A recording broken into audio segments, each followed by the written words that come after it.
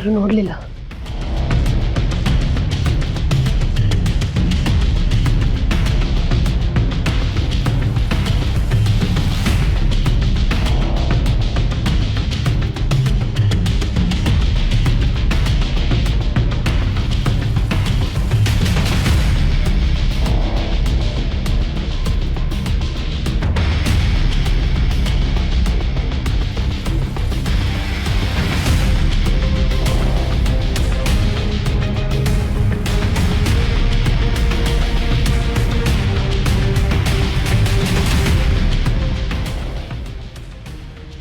ಇಷ್ಟೆಲ್ಲ ಒಡವೆಗಳು ಅಷ್ಟು ಈಸಿಯಾಗಿ ಹೋಗಕ್ ಬಿಟ್ಬಿಡ್ತೀನ?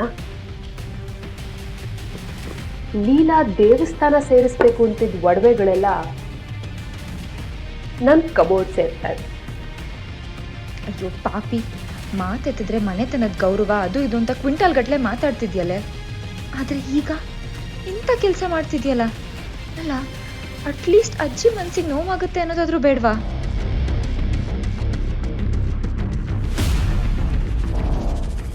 ಒಡವೆ ನೋಡಿ ಹೇಗೆ ಬಾಯಿ ಬಿಡ್ತಿದ್ದಾಳೆ ನೋಡು. ಇಂಥ ಏಜೆ ಸೊಸೆ ಆಗೋಕ್ಕೆ ನಾಲಾಯಕ್ಕೆ. ಏಜೆ ನೋಡಿದ್ರೆ ನನ್ನ ಸೊಸೆ ಅಂತ ಬಾಯಿ ಬಿಡ್ಕೊಂಡು ಸಾಯ್ತಿರ್ತಾರೆ. ಆದರೆ ಇವಳು ನೋಡಿದ್ರೆ ಎಂಥ ಅಸಹ್ಯ.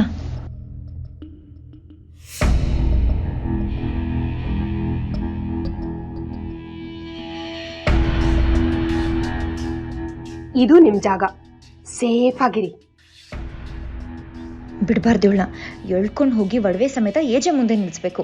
ನಂಗೆ ಬರ್ತಿರೋ ಕೋಪಕ್ಕೆ ಇವಳು ನಿಲ್ಲೇ. ಬೇಡ ಬೇಡ, ದುರ್ಗಾ ನಾನು ಅನ್ಕೊಂಡಷ್ಟು ಈಸಿ ಅಲ್ಲ.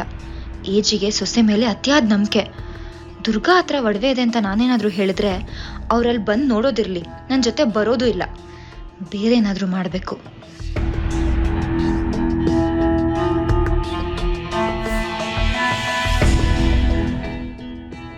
ಹೌದು, ಬರೀ ಒಡವೆ ಸಮೇತ ಹಿಡಿದ್ರೆ ಸಾಲದು. ಅದನ್ನ ನನ್ನ ಹತ್ರ ಇಸ್ಕೊಂಡು ಹೋದ್ನಲ್ಲ ಆ ಕಳ್ ಸ್ವಾಮೀಜಿ, ಅವನನ್ನ ಮೊದಲು ಹಿಡಿಬೇಕು. ಹಿಡಿದು ಏಜೆ ಮುಂದೆ ತಂದು ನಿಲ್ಲಿಸ್ಬೇಕು. ಇದೆಲ್ಲ ಮಾಡಿಸಿದ್ದು ದುರ್ಗಾ ಅಂತ ಅವನ ಬಾಯಿಂದಾನೆ ಹೇಳಿಸ್ಬೇಕು. ಹೇಳಿಸ್ತೀನಿ.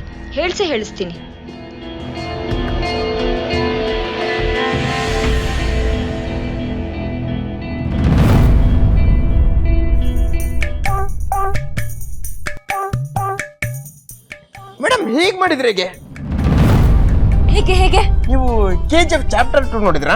ಓ, ನೋಡಿದೀನಿ. ಅದ್ರಲ್ಲಿ ಕ್ಲೈಮ್ಯಾಕ್ಸ್ ಅಲ್ಲಿ ರಾಕಿ ಬಾಯಿ ಸುತ್ತ ಆರ್ಮಿ ಅವರು ಅಟ್ಯಾಕ್ ಮಾಡ್ತಾರೆ. ಅದೇ ತರ ನಾವು ಪೊಲೀಸ್ ಫೋರ್ಸ್ ಕರ್ಕೊಂಡೋಗಿ ಆ ಮನೆ ಸುತ್ತ ಕಾವಲ್ ಕಾಯನ. ಆಮೇಲೆ ವಾಕಿ ಟಾಕಿಲಿ ಹೇ ಕಳ್ಳು ಸ್ವಾಮಿ, 10 ನಿಮಿಷದಲ್ಲಿ ಆಚೆ ಬಂದ್ರೆ ಸರಿ, ಇಲ್ಲ ಅಂದ್ರೆ ಫೈರ್ ಮಾಡ್ತೀವಿ ಅಂತ ಅನೌನ್ಸ್ ಮಾಡೋಣ.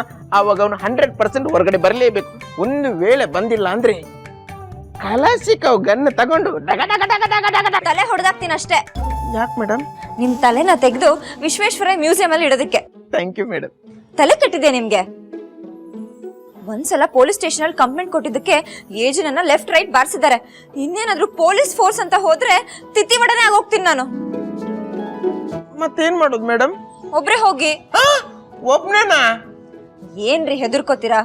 ಗುಮ್ ಕಟ್ಕೊಂಡ್ ಹೋಗೋನು ಗ್ಯಾಂಗ್ಸ್ಟರ್, ಒಬ್ನೇ ಹೋಗೋನು ಮಾನ್ಸ್ಟರ್. ಓ ಸೂಪರ್ ಮೇಡಮ್, ಸೂಪರ್. ಬಟ್ ನಾನ್ ಕಾಮಿಡಿ ಸ್ಟಾರ್ ಮೇಡಮ್, ನಂಗೆ ಒಬ್ನೇ ಹೋಗಕ್ ಭಯ ಆಗುತ್ತೆ. ಏನ್ ಭಯ ಅಂತ ಸಾಯ್ತಿರಿ. ಸರಿ ಬನ್ನಿ, ಇಬ್ರು ಹೋಗೋಣ.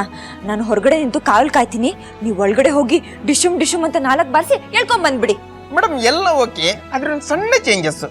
ಏನು? ನಾನು ಹೊರಗಡೆ ಕಾಯ್ತೀನಿ, ನೀವು ಒಳಗಡೆ ಹೋಗಿ. ದುರ್ಗಾ ಮೇಡಮ್ ಗ್ಯಾಂಗ್ ಅಲ್ವಾ, ಒಂದು 10-15 ಜನ ಇರ್ಬೋದು, ಅದಕ್ಕೆ ಕೇಳಿದೆ. ಮೇಡಮ್, ಹೀಗ್ ಮಾಡಿದ್ರೆಗೆ ನಾವಿಬ್ರು ಹೊರಗಡೆ ಇದ್ದು ಈಚೆ ಸರ್ನ ಒಳಗಡೆ ಕಳ್ಸೋಣವಾ? ಆಹಾ, ಕರೆದ ತಕ್ಷಣ ಹಂಗೆ ಬಂದ್ಬಿಡ್ತಾರೆ.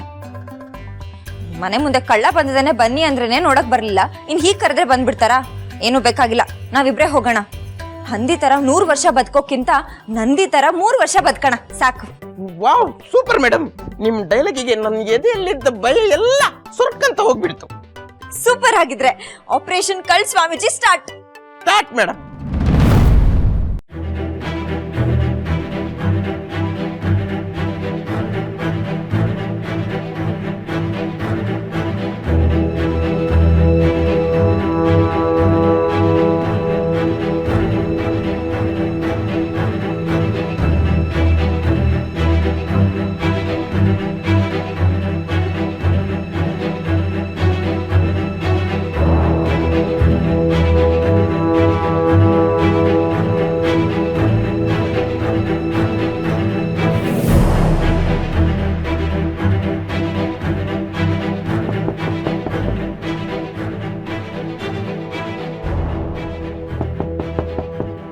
ಯಾರು?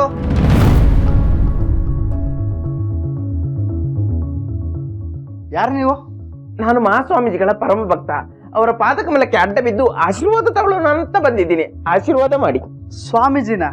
ಇಲ್ಲ ಸ್ವಾಮಿಗಳಿಲ್ಲವಲ್ಲ, ಹೋಗ್ರಿ ಇಲ್ಲಿಂದ. ಏನ್ ಸ್ವಾಮೀಜಿ ಹಿಂಗ್ ಮಾತಾಡ್ತಿದ್ದೀರಾ? ನಿಮ್ಗೆ ಶಾರ್ಟ್ ಟೈಮ್ ಮೆಮೊರಿ ಲಾಸ್ ಏನಾದ್ರು ಇದೆಯಾ? ನೀವು ಸ್ವಾಮೀಜಿ ಅನ್ನೋದು ನೀವೇ ಮರ್ತು ಬಿಟ್ಟಿದ್ದೀರಾ? ಪರವಾಗಿಲ್ಲ, ಇರ್ಲಿ ಬಿಡಿ. ನಿಮ್ದೊಬ್ರು ಪರಮ ಭಕ್ತ ಇದ್ದಾರೆ, ಅವ್ರ ಮುಖ ನೋಡಿದ್ರೆ ನಿಮ್ಗೆ ನೆನಪಾಗ್ಬಹುದು. ಯಾರ ಮುಖ? ನನ್ ಮುಖ.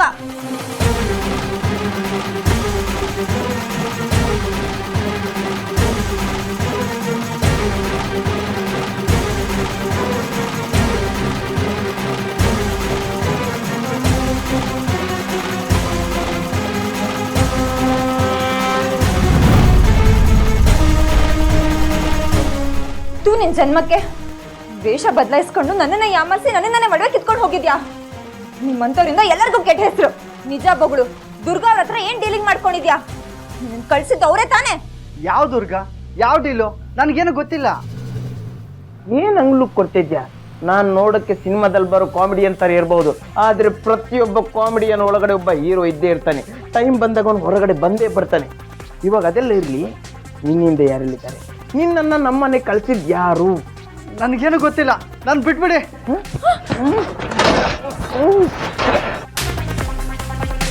ವಿಶ್ವರು, ಇವ್ರಿಗೇನಿದ್ರು ಸತ್ಯನ್ ಸ್ಟೈಲೇ ಸರಿ.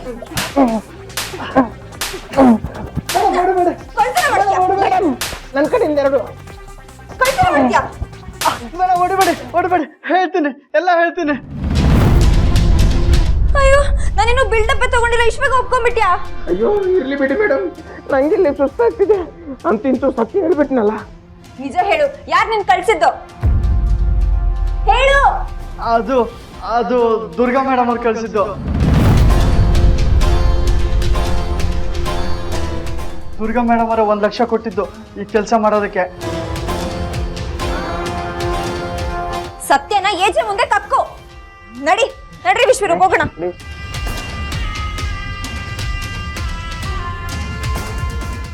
ಏನು ಗ್ಯಾರಂಟಿ ಹಿಟ್ಲರ್ ಕಲ್ಯಾಣ